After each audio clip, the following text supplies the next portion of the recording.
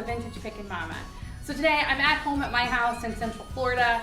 If you're looking for a Pinterest perfect, totally gorgeous Pottery Barn decorate house, it's not mine. My house is full of flea market finds and just plain old reformed junk, but that's the way I like it. So today I'm actually repainting this door that I actually got on clearance. It was from a local vendor that was going to be relocating to a different spot, and they gave it to me for a great price. I think it's perfect for this space. I love that it had a doorknob, it has a space for me to put a crystal knob, and I'm just cleaning it up.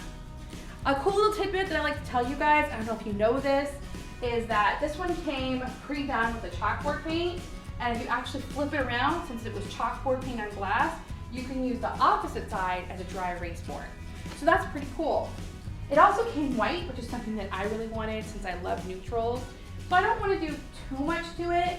I'm just cleaning up the edges, making it just look a little bit refreshed and not so shabby.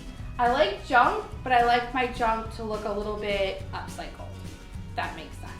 So I'm gonna go ahead and paint it, and then through movie magic, we're gonna style it, and I'm gonna show you some other projects that I'm working on. So stay tuned.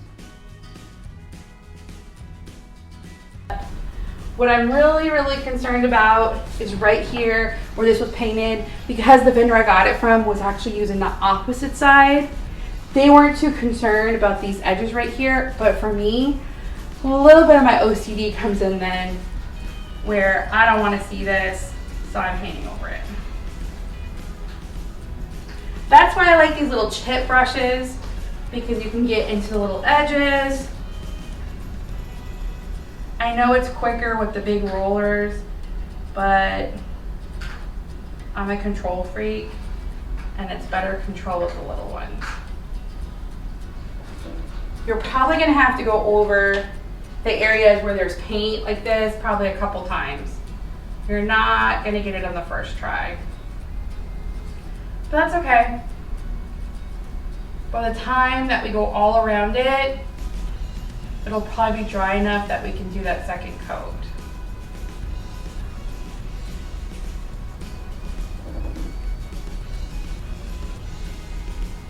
I see a lot of people online buying brand new doors and aging them. That's cool, but it's not my jam. I just love the real story and patina of something that was real and was actually used. I like thinking about where this came from and the people who had it before.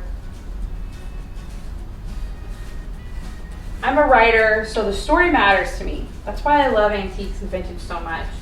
I love thinking about, it sounds kind of silly, but I like thinking about, did somebody have a fight and the store was slammed? Did somebody come in with great news? Did somebody come in with bad news? How many Christmases did this store see? How many wreaths did it see? How many envelopes stuck into it? How many kids, with their satchels and then later backpacks? That kind of stuff just thrills me to the bone.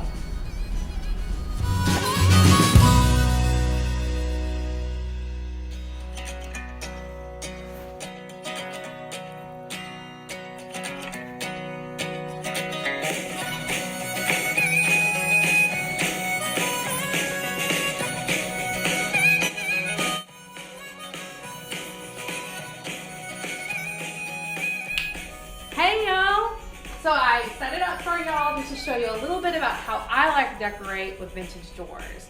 My style is kind of a mix of cottage chic, farmhouse, a little industrial in there.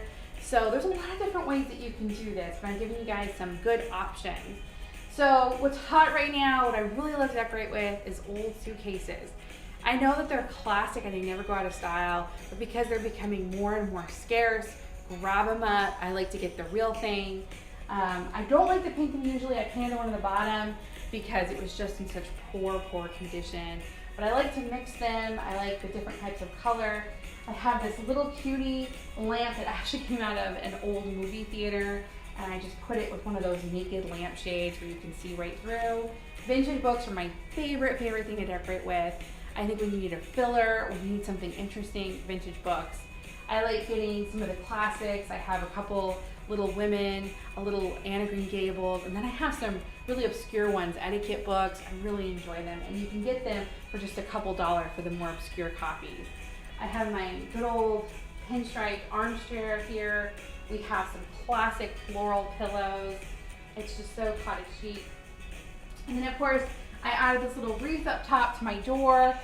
I was actually going to place it in the middle, but I'm not sure what I'm going to do with this door yet. I'm not sure if I'm going to use it as a message board, if I'm going to put menus or to-do lists on it, or to just add that wreath to the middle. So I put it off to the side, but to show you guys a little bit about how to decorate with vintage doors. Stay tuned for some of my upcoming videos. I'm going to do one all about windows.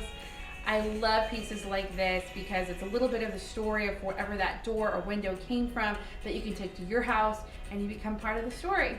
So thanks for tuning in today, y'all. Make sure you like this video. Let me know what you think. Are you into vintage doors? Are you not? Do you have some in your house? I'd love to see a picture of them. So like this video, hit subscribe, hit that bell notification so you can come with us to all of our treasure hunts in and around Central Florida and up and down the southern coast. Thanks so much for tuning in, y'all, today, and I'll see you at the Pickin place. Bye, y'all.